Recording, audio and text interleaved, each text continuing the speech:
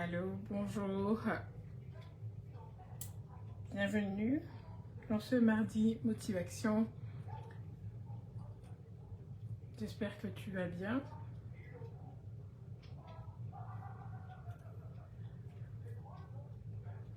J'espère que tu vas bien. Donc le thème d'aujourd'hui pour ce mardi motivation, c'est cesser de perdre du temps. Stop et arrête de perdre du temps. C'est le thème que j'ai choisi pour ce mardi motivation que je fais tous les mardis depuis 2 ans déjà. La plupart du temps je le fais sur Instagram, mais aujourd'hui je le fais ici sur Facebook.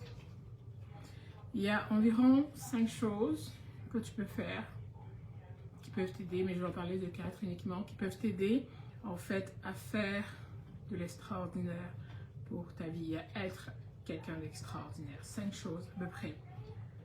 Et le succès, c'est faire les choses ordinaires d'une manière extraordinaire. Faire les choses extraordinairement, mais les choses ordinaires. Donc, ta routine de tous les jours. La première des choses que tu dois travailler, si tu veux faire ces choses-là extraordinaires de manière ordinaire, c'est ta philosophie de vie. C'est la première des choses que tu dois travailler, c'est ta philosophie de vie. C'est simple. La philosophie, c'est simplement ce que tu sais. Ce que tu sais, en latin, c'est philosophia, c'est ami de la sagesse, mais la philosophie, c'est simplement ce que tu sais. Donc la première des choses que tu dois travailler pour avoir arrêté de perdre du temps, c'est travailler, c'est simple, travailler ce que tu sais. Ce que tu sais est ta philosophie de vie. Ce que tu ne sais pas va être la chose qui va te faire le plus de mal, ton ignorance. Et de ma petite expérience, c'est ce que j'ai constaté, c'est ce que tu ne sais pas qui te fait le plus de mal. Donc, travailler sur ta philosophie. Dans travailler sur ta philosophie, il te faut apprendre à penser. À penser. Une de ces compétences que l'être humain ne développe pas beaucoup, c'est la capacité à penser les choses. La capacité à penser les événements, à penser ce que tu désires vraiment pour toi. Et penser les choses va te permettre en fait de réfléchir et déterminer si ce que tu veux, la chose que tu désires pour ta vie est une chose majeure ou une chose mineure dans ta vie. Ta capacité d'apprendre à penser va te permettre d'apprendre à peser si ce que tu veux dans ta vie est une chose qui est importante ou plutôt une chose qui n'est pas si importante. Donc, avant de faire quelque chose, avant d'acheter quelque chose, avant d'essayer quelque chose, assure-toi de peser cette chose en termes de valeur. Est-ce que c'est une chose majeure que je suis en train de faire ou est-ce que c'est une chose mineure? Avant de faire, d'acheter, d'essayer, assure-toi de le peser. Est-ce que c'est majeur pour toi ou est-ce que c'est mineur pour ta vie? Pèse les choses. Parce que tu ne veux pas donner à une chose insignifiante ton temps qui est significatif. Donc, prends le temps. Quand tu veux peser les choses importantes, a priori, pèse-le au regard de ta réalité.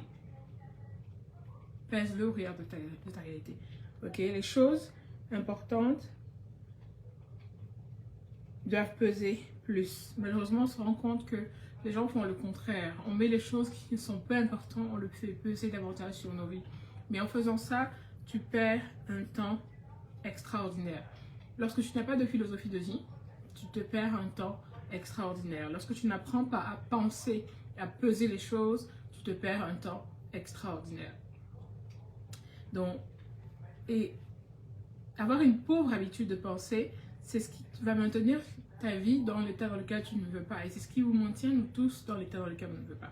Ne pas avoir déplacé, ne pas avoir travaillé cette compétence, cette capacité à penser les choses est la chose pour laquelle nous nous retrouvons dans une habitude de manière de penser qui est pauvre et d'avoir donc des résultats qui reflètent cette pauvre manière de penser, qui reflètent cette attitude de personnes. La plupart d'entre nous, en fait, sont dans la pauvreté parce qu'on a une pauvre capacité à penser les choses. Et on n'utilise pas assez notre esprit pour essayer de poursuivre où est la vraie valeur. où est la vraie valeur et ainsi ne pas perdre notre temps. Et ainsi ne pas perdre notre temps. Apprendre à se demander où est la vraie valeur dans les choses que je poursuis. Ça va t'éviter de perdre ton temps, de prendre cette habitude que beaucoup de gens ont, d'une pauvre manière de penser qui te pousse à perdre énormément de temps. Ensuite, la motivation que je te donne aujourd'hui ne suffit pas.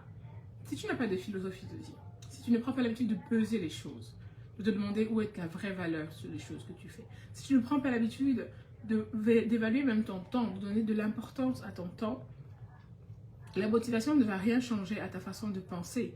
Parce que si c'est juste de la motivation, ce que une personne pense ne va pas le motiver à changer en fait. Parce que c'est important que tu comprennes que ce qui doit te motiver à changer, c'est ta philosophie de vie. Où est-ce que je veux aller? Où est-ce que je veux être? Qui est-ce que je veux être? C'est ça qui va te motiver.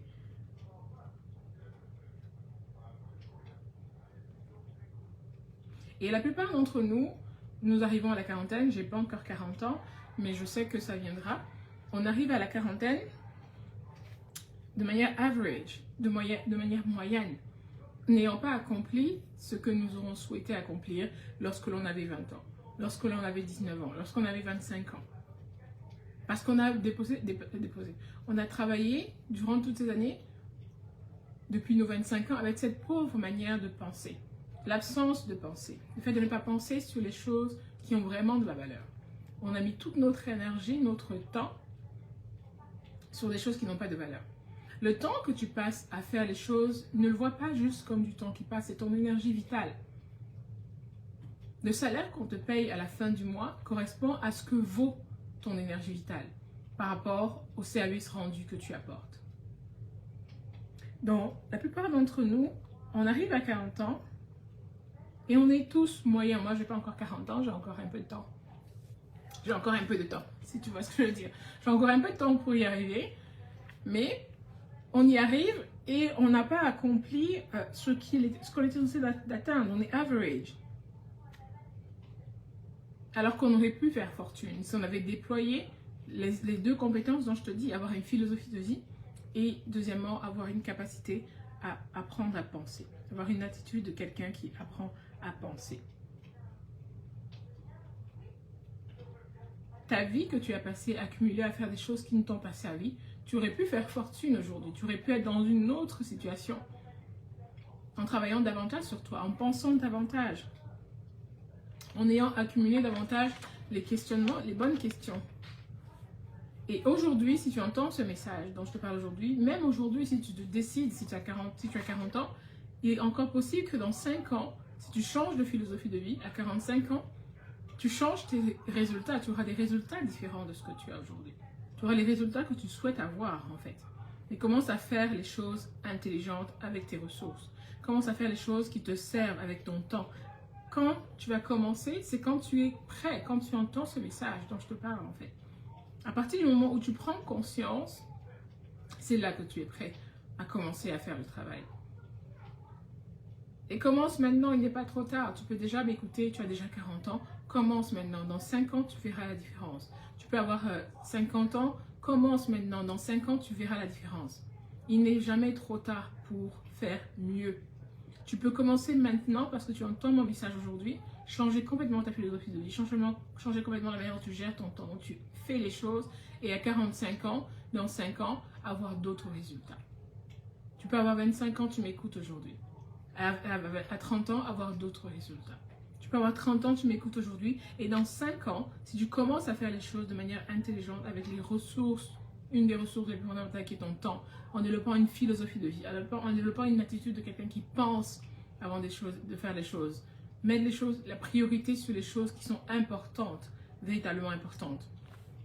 À la fin de ces 5 années, tu me diras, Christa, j'ai écouté ton message en 2024 et voici ce que ça a produit dans ma vie 5 ans plus tard. Tu auras une autre façon de faire les choses et tu auras d'autres résultats que ce que tu as eu jusqu'alors. La deuxième des choses qui va te permettre de changer en dehors de ta philosophie et ta capacité à apprendre et à penser les choses, ça va être ton attitude. Et ta philosophie de vie détermine ton attitude. Qu'est-ce que si je sais où je veux être demain et ce que je veux faire j'aurai une attitude différente de quelqu'un qui ne sait pas où il va, ou il ne sait pas ce qu'il veut faire. Et ta philosophie de vie va déterminer ton attitude. Peu importe ce qui me paye, je décide de venir tôt au boulot. Peu importe combien on me paye, je décide d'être la dernière à partir du boulot. Je décide d'être la première arrivée, je décide d'être la dernière. Rien que cette décision, cette attitude-là, mentale, va changer radicalement ta vie. Oui, tu vas te dire, ok, je vais arriver 15 minutes plus tôt au boulot, il n'y aura personne. Mais tu vas te rendre compte que ta manière de travailler cette journée-là, où tu es arrivé 15 minutes plus tôt, est différente. Où tu es parti 15 minutes plus tard. Donc, ton attitude de vie. La deuxième chose, lorsque tu vas vouloir changer ta philosophie pour adapter ton attitude, ça va être de changer en fait tes émotions. Tes émotions doivent aller à l'école. Et je suis la première à le dire. Nos émotions doivent aller à l'école. Elles doivent aller à l'école pour trouver où est la valeur. Nos émotions doivent se rendre à l'école pour trouver où est la valeur. Beaucoup d'entre nous, on est guidés, portés par nos émotions. Or, si je dis que le sentiment est ce qui accomplit ma vie dans la réalité, c'est important que je fasse attention au type de sentiment, au type d'émotion que j'éprouve tout au long de la journée.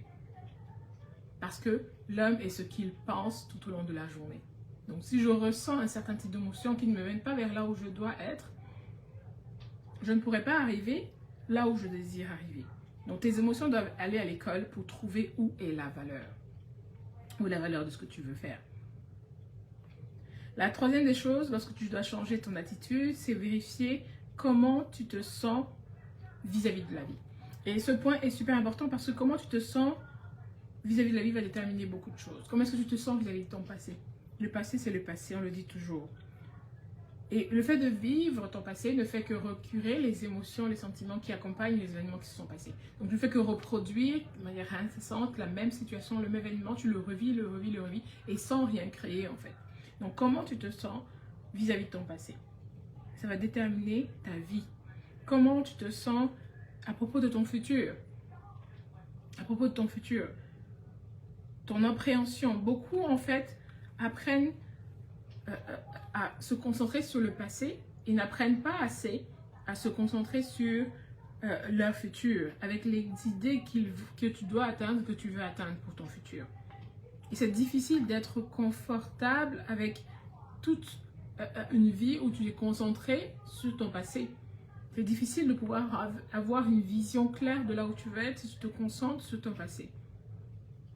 Et ta journée même en question, elle peut être bousillée parce que tu n'as pas de plan. Tes plans sont juste de te concentrer sur ton passé. Donc le plan de ta vie au quotidien, en étant concentré sur le passé, ça va produire les mêmes résultats que tu as eu dans le passé. C'est mathématique. Ton plan d'être concentré sur ton passé va produire les mêmes résultats que tu ne veux pas, mais que tu es censé en train de penser que tu as eu dans le passé. Donc apprends à te détacher, apprends à avoir des objectifs qui te mènent vers ta santé. Quels sont mes objectifs en termes de santé? Est-ce que je dois manger mieux, équilibrer, manger plus de légumes, plus de fibres, moins de viande, plus de poissons? Investis sur ta santé. Investis sur comment tu te tiens dans ton énergie physique. Beaucoup d'entre vous, vous levez le matin, vous prenez votre téléphone.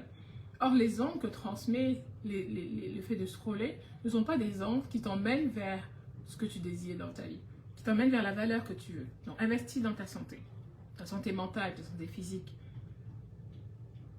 Un des meilleurs moyens, c'est au travers de la méditation. Investis dans tes buts, dans tes rêves. Où sont tes rêves? Beaucoup d'entre vous ne rêvez plus. À l'aube de la quarantaine, tu as peut-être à peu près 39 ans ou je sais pas, 38 ans ou 35 ans. Tu m'écoutes, tu n'as aucun rêve. Tu ne rêves plus. Ou tu as 50 ans, tu n'as plus de rêve. Un homme qui ne rêve pas est un homme qui ne va nulle part. Ou une femme qui ne va nulle part.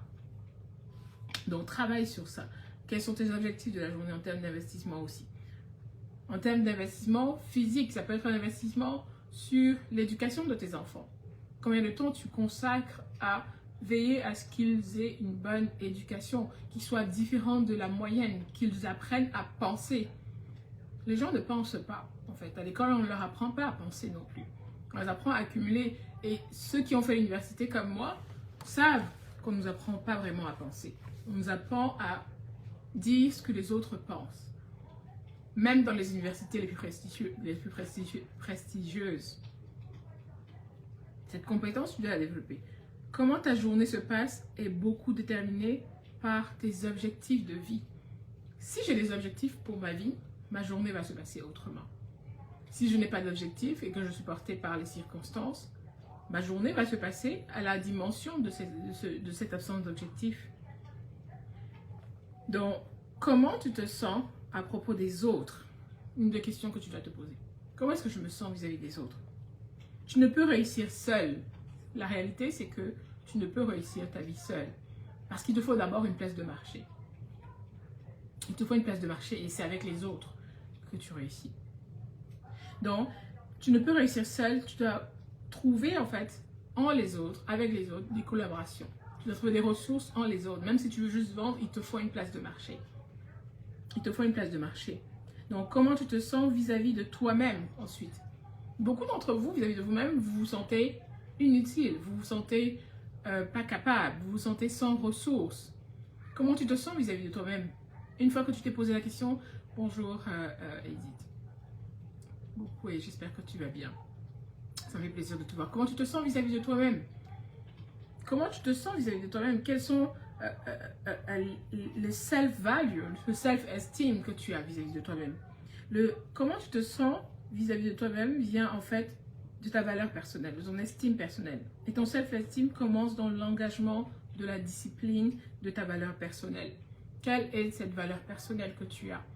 Si je n'ai pas de self-esteem, c'est parce que je n'ai pas réfléchi sur ma valeur personnelle. Ma valeur personnelle, mon self-esteem, c'est la valeur perçue de moi-même, à l'intérieur de moi-même. Qu'est-ce que je dis de moi-même?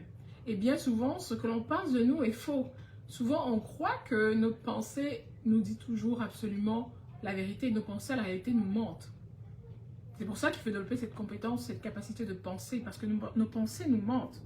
Et pour avoir ce self-esteem, c'est commence par développer un engagement à la discipline de ta valeur personnelle. Ta valeur perçue, ton estime personnelle. Ensuite, l'activité. Combien de temps dure mon activité au quotidien? Combien je dois travailler pour mon succès? À la réalité, l'Ancien Testament nous parle de 6 jours. Mais tu dois te poser la question de savoir, est-ce que 6 jours est suffisant pour moi? Est-ce que c'est peut-être 5 jours qu'il me faut? Est-ce que c'en est 4? Le monde a décidé que c'est 5 jours. Mais pour moi, est-ce que c'en est 4? Est-ce que c'en est 3? Est-ce que c'en est 2? Est-ce que c'en est 6? Tu dois décider combien de jours sont nécessaires pour accomplir ce que tu désires. Est-ce que c'est 4? L'objectif ultime n'est pas le repos pour nous. L'objectif, le repos, c'est une récompense. L'objectif, c'est le but de ta vie. Savoir ce que tu veux accomplir et ce que tu peux accomplir. Le repos ne vient qu'après. Le repos ne vient qu'après. Et les gens qui ont du succès ne vont pas off, ils vont on pour leur succès. Et c'est ça que je t'invite à faire lors de cette conférence qui aura lieu le 3 février à Montréal. Décide d'aller on pour ta vie, pour la vie de tes enfants, pour ta destinée. Décide d'aller on. Tout ce que ta main trouve à faire, fais-le. Mais pour le faire, avec toute ta tête, il faut que tu comprennes qu'est-ce que tu veux accomplir. Qu'est-ce que je veux accomplir? Tant que je ne sais pas ce que je veux accomplir dans ma vie, et c'est là le gros problème, quand tu travailles quand tu joues pleinement parce que tu sais pourquoi tu travailles, parce que tu sais pourquoi tu te recrées. Recréer, je vous l'ai dit, c'est le fait de redécouvrir l'objet de ta création. Tu prends le temps pour contempler ce que tu as fait pendant tes jours de création. Donc quand tu travailles, quand tu joues pleinement. Et tu dois aussi tester tes limites. Quelles sont mes limites? Quelles sont mes limites physiques? Est-ce que je peux travailler 6 jours d'affilée et ne pas être fatigué? Est-ce que dans ces 6 jours, je peux travailler 12 heures de temps? Est-ce que je peux travailler 5 heures de temps? Est-ce que je peux travailler 16 heures de temps? Teste tes limites. Teste les limites physiques de ton corps. Ça fait partie du fait de... Tu dois tester les limites physiques pour savoir combien de temps tu peux faire les choses, combien de temps tu peux étudier, combien de temps tu peux avoir des bonnes habitudes qui vont te mener vers le succès que tu désires. Et fais du mieux que tu peux. Il s'agit de ça en fait. Si tu es capable de faire 500 000 en temps normal à l'année et que tu en fais 25 000, guess what, tu es un perdant, tu perds ton temps. Si la capacité que Dieu t'a donnée équivaut à 500 000 à l'année et que tu en fais 25, tu perds beaucoup d'énergie, tu perds beaucoup de temps inutilement. C'est ça que ça veut dire en fait. Et la clé, c'est qu'à la fin, tu puisses te dire que j'ai assez fait ce qu'il y avait à faire pour avoir les résultats que je souhaite avoir. C'est ça la clé. Donc tu dois t'assurer que ce que tu fais et ce que tu fais entrer, tu le fais de ton mieux parce que tu as un objectif à atteindre. C'est ce qui échoue le plus, et moi je me suis rendu compte quand je n'avais pas encore pris conscience de certain nombre de choses, je n'arrivais à rien faire dans ma vie personnelle, où je commence quelque chose, j'étais beaucoup victime du syndrome du near success. Je commence quelque chose et au bout du bout, il y a quelque chose qui se passe. C'est parce que je n'avais pas de direction, je vous ai dit, tout ça répond à des principes. Est-ce que je faisais ce que Dieu m'avait demandé de faire? Non. Est-ce que j'étais dans le travail que je devais faire pour ma destinée? Non. Je faisais ce que j'avais décidé. J'étais portée par mes propres ambitions. Donc, ce que tu échoues le plus à faire, c'est ce que tu n'as pas en réalité vocation à faire. Parce que le jour où tu vas te rendre compte de ce que tu as vocation à faire, que la possibilité d'échec sera quasiment nulle. Parce que tu seras en train de faire ce pourquoi tu es là. Et la motivation et le drive qui va te porter va être au-delà de ce que tu ne pourrais imaginer. Donc, ta philosophie personnelle. Ensuite, en deuxième, j'ai parlé de ton attitude, ta capacité à penser. En troisième, je viens de parler de tes activités, la bonne conduite vis-à-vis de tes activités. Et ces 4 points te mènent au dernier point qui est le 4e point, le résultat. Le résultat que tu auras produit. Le résultat, c'est la vie pour laquelle tu as fait tous ces progrès qui sont mesurables en un temps raisonnable. Le résultat que tu as produit. Et tu dois te demander en fait, c'est quoi le résultat que je veux produire? Et c'est quoi le temps raisonnable? Est-ce que ton fils qui est en 4e année, est-il raisonnable qu'il fasse sa 4e année en 4 ans? Non, ça prend 1 an pour faire la 4e année. Et c'est la même chose pour toi en fait.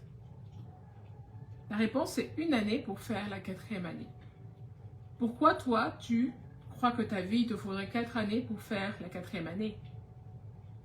C'est exactement la même chose. Autant tu ne permettrais pas que ton fils ou ta fille fasse la 4e année secondaire en 4 ans, autant Dieu ne permet pas que nous puissions faire l'université en 60 ans ou l'école primaire en 20 ans. Donc, demanderais-tu à ton enfant de faire son université en 4 ans ou sa première année, 4e année en 4 ans? Non, c'est la même chose pour toi. Donc, demande plus de toi. Demande plus de toi parce que tu dois accomplir ce dont tu as été mandaté à accomplir. Quand j'étais à l'université, j'ai étudié à l'université de Toulouse et à l'université de Bordeaux. C'est les 2 universités que j'ai fréquentées pour ma licence et pour mon master. Et l'université ne demandait pas de lire un certain nombre de quotas de livres. Quand on fait du droit, on doit beaucoup lire, on passait nos journées dans les bibliothèques. Mais jamais à l'université, et même quand j'envisageais de faire un doctorat, parce que j'ai envisagé à un moment donné quand j'étais en master 2, jamais on nous a dit lisez telle quantité de livres. Mais tu dois rentrer dans cette logique-là. Si tu veux avoir les résultats qu'il te faut, oui, tu vas graduer. Hein. C'est sûr que même si tu ne lis 0 livre et que tu quand même prends le temps de lire tes leçons, tu vas graduer. Mais tu vas graduer de manière moyenne. Tu vas graduer parce que tu seras un étudiant moyen. Donc, prends le temps de donner ce style de vie. Tu dois être occupé à faire les bonnes choses. Si tu es étudiant, occupe ton temps à lire et fixe-toi des objectifs. Dis-toi que à la fin de cette session ou la fin de cette année, si le semestre dure 6 mois, je dois lire au minimum de 6 livres pour ce semestre dans mon domaine. Et tu as des outils incroyables avec la nouvelle technologie, avec les outils que tu connais qui existent pour t'aider à faire ça. Donc, tu dois être occupé à faire la bonne chose. le style de vie. Beaucoup d'entre vous ne savent pas quel est le style de vie qu'ils veulent. Vous êtes porté par l'imitation, par le fait de recopier ce que les autres font ou de mimer ce que les autres font. Quel est le style de vie que tu veux? Parce qu'en réalité, ce que tu vas faire au quotidien va être déterminé par le style de vie auquel tu aspires. Quel est ce style de vie? Et le style de vie, c'est le génie de bien vivre, tout simplement. C'est le génie d'apprendre à bien vivre. Comment tu choisis ce style de vie? Et tous, nous pouvons décider de bien vivre. Nous pouvons décider d'avoir de la joie. Tu peux décider d'avoir de la joie, comme tu peux décider aussi d'avoir l'animosité. Mais, sois sûr que si tu ne décides pas, ce qui viendra en premier, c'est l'animosité. Parce qu'il est plus facile, ce qui est facile à faire est aussi facile à ne pas faire, mais ce qui vient plus facilement, c'est le négatif. Le négatif, selon les lois que l'univers enferme, vient beaucoup plus facilement que le positif. Et tu as déjà dû te rendre compte dans ta vie personnelle. Donc, le bonheur est un style de vie. Et ce style de vie, c'est toi qui as la capacité de décider de ce style que tu veux avoir. Malheureusement, beaucoup d'entre nous, on ne décide pas du style de vie que l'on veut. Et on se laisse porter par les circonstances ou par les choix des autres. Si tu n'emploies pas ton temps à te donner, à t'offrir le style de vie que tu veux, les autres vont employer ton temps à le faire. Et c'est un petit peu ça. Comment être heureux pendant que tu poursuis ce que tu veux? C'est trouver le moyen de vivre ta vie de façon unique. Pendant que tu cherches ce que tu veux, trouver le moyen de vivre de façon unique, c'est se demander comment est-ce que je veux vivre? Qu'est-ce que je veux accomplir dans ma vie? Et à la conférence, on va te donner des clés. La conférence qui aura lieu le 3 février 2024 à Montréal, Hôtel Montréal. Donc, tu es convié à cette conférence et je te supplie ne tarde pas à prendre ta place. On a des places limitées, la salle est vraiment limitée, donc il faut que tu sois présent pour prendre ce que tu vas recevoir lors de cette conférence-là. C'est ma toute première conférence, toute seule.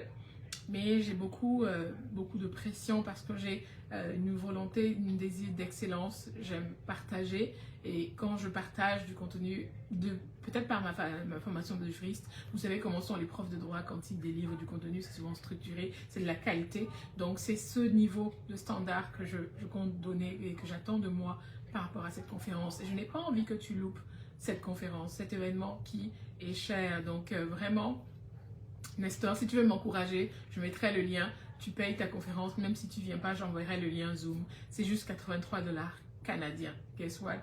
77 $, parce que les autres 6 $, ce sont des frais du site qui héberge le lien de la conférence. Donc, et plus les frais annexes que je vais payer, la collation pour ceux qui seront là. Il y aura un magnifique brunch. Vous allez pouvoir vous régaler ce jour-là. Donc, oui, venez à cet événement qui aura lieu à la fin de ce mois, le 3 février, c'est déjà là.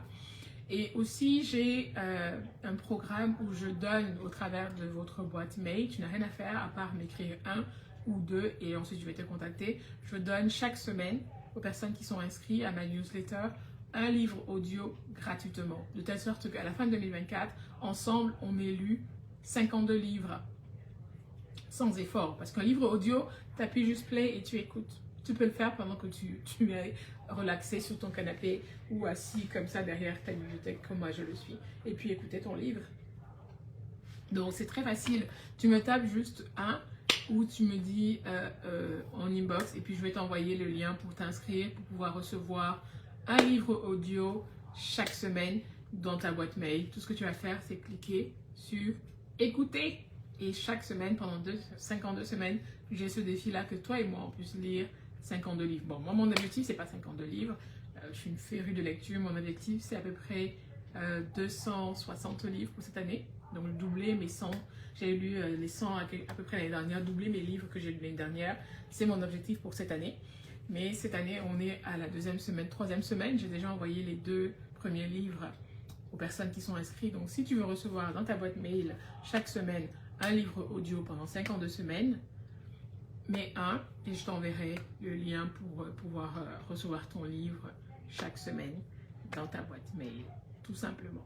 52 livres, 52 semaines, 52 livres audio s'il te plaît. Donc audio.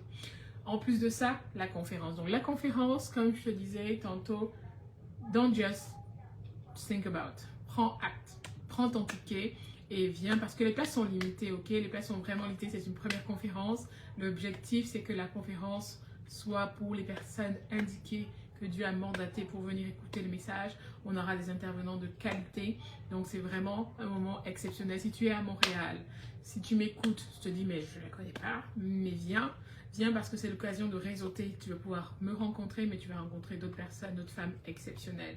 C'est l'occasion de réseauter. Qu'est-ce que tu fais samedi 3 février, à part coucher devant la télé ou devant Netflix ou t'amuser avec les enfants qui vont te déranger? Non, prépare-toi maintenant. Trouve comment tu vas faire pour garder les enfants et viens assister à cette conférence dans un lieu confortable, dans un hôtel. Et tranquillement, on va bruncher ensemble, on va échanger ensemble, réseauter ensemble. Le faire exige le faire. On a besoin de se rencontrer dans des moments comme ça pour réseauter. Donc, je t'attends vraiment. Je serai ravie de te voir à cette conférence, à ma toute première conférence. Déploie tes cordages et bâtis ta tour de destinée avec la parole. La parole est esprit et vie. La parole crée. Et je veux que tu sois là ce jour pour entendre ce message-là. Donc, je vais remettre le lien. Oui, je suis super intéressée. Je sais que vous, aux États, est-ce que vous allez venir? Tu es dans le Connecticut. Ça fait un peu loin, mais oui, je serai partante pour faire la promotion. J'ai besoin de communication. Donc, quand est-ce que tu veux qu'on fasse le live? Je serai ravie de communiquer avec toi sur ça. Le temps est court, donc il faut que ce soit cette semaine ou maximum début de semaine prochaine ou ce week-end pour que ce soit planifié le plus tôt possible. On peut s'adresser à la communauté camerounaise de Montréal et aussi à la communauté camerounaise des États-Unis, de New York, du Connecticut, de Washington, de Boston, du Maryland. Je sais que vous adorez le Maryland. Du Maryland et toute la communauté camerounaise en général qui pourrait venir me suivre, m'accompagner dans cette conférence. J'attends Nestor. Sinon, moi, je vais te revenir dessus par rapport à ça. Si on peut faire un live par rapport à ça où tu me poserais des questions et je répondrai sur le thème de ma conférence, déploie tes cordages et bâtis ta tour de destinée. On a l'avantage, on a la faveur d'être en Amérique. En Amérique, c'est le lieu où à 40 ans, quand tu te réveilles et que tu te dis « mince, je n'ai pas réussi », c'est qu'il y a quand même un problème. Tu n'es pas au Bangladesh, tu es en Amérique. Et on sait, en fait, moi je dis que le Canada c'est le pays du lait et du miel, mais on sait toute la richesse que ça implique. Ok? On sait toute la richesse que ça implique. Donc, n'hésitez pas à vous inscrire, ceux qui sont à Montréal. Je vous dis, les places sont limitées. C'est important que vous inscriviez maintenant et que vous n'attendiez pas à la dernière minute parce qu'il se peut que vous n'ayez pas de place lorsque le temps sera venu de fermer les portes de la conférence parce que c'est des places limitées. Donc, c'est ce que je voulais partager avec toi aujourd'hui. Nestor, j'attends, monsieur Nestor Nana, j'attends votre invitation pour pouvoir communiquer sur l'événement, sur la conférence du 3 février à 10h, 11h à Montréal, à l'hôtel international. Je donnerai la date, les lieux précis à ceux qui seront inscrits pour des raisons de sécurité, évidemment, vous me comprenez. Mais c'est dans un hôtel au centre-ville à Montréal et on aura un brunch, ensuite un brunch festif VIP et on va bien manger, on va bien réseauter ensemble, donc ne vous privez vraiment pas. Donc c'est ce que je voulais partager avec vous aujourd'hui. J'espère que ça se passe bien de ton côté là-bas. Vous avez la chance aux États, à New York, de ne pas avoir la même température que nous à Montréal. Je peux te montrer, c'est horrible, la neige est partout, all over the place. Mais on aime ça et on est dans la gratitude pour cette saison. Chaque hiver, les hivers ne se ressemblent pas. Il y a des hivers courts, il y a des hivers longs, mais celui-ci, j'ai l'impression qu'il est étrangement court parce que je trouve que le temps passe vite par rapport aux autres. On est déjà le 16, absolument le 16, l'année passe très vite. Le 16, c'est déjà la moitié de janvier qui est terminée et on ne peut plus revenir dessus. Mais tu peux encore 5 years from now, avoir des résultats différents dans ta vie. Il faut juste en prendre conscience. Et à la conférence, je vais te donner des clés qui vont te permettre de passer à l'action. Moi, je ne suis pas dans le fait de vous donner du contenu non transformatif. Je ne sais pas faire ça. Moi, je veux du contenu qui transforme des vies. Je donne ce qui va te donner un réma, une connaissance qui va radicalement changer tes perspectives, changer ton style de vie dans les choix que tu fais pour ta vie. On est dans une saison d'opportunités. À chaque fois qu'il y a une crise, les Japonais disent la crise, appellent la crise l'opportunité. Et tu dois saisir cette opportunité maintenant. Et la conférence du 3 février est là pour ça. Donc n'hésite pas à t'inscrire. Je mettrai le lien. Je vais mettre maintenant en commentaire pour que tu puisses aller t'inscrire. Voilà, je vais épingler ça. Comment est-ce qu'on fait pour épingler quelque chose? Excusez-moi, j'essaye épingler le commentaire. Je pense que c'est épinglé. Donc, n'hésite pas à t'inscrire à cette conférence du 3 février. J'espère que tu passes un bon mardi et que ta journée au travail se passe bien et que tu as pu prendre un petit peu note, quelques éléments qui vont te servir pour le reste de ton année. Et n'hésite pas à t'inscrire absolument si tu veux recevoir un livre audio dans ta boîte mail chaque semaine. N'hésite pas à t'inscrire. Cette semaine, c'est la 3e semaine de l'année.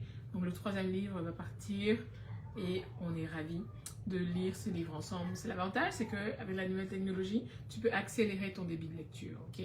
Donc, n'hésite vraiment pas. Prenez soin de vous.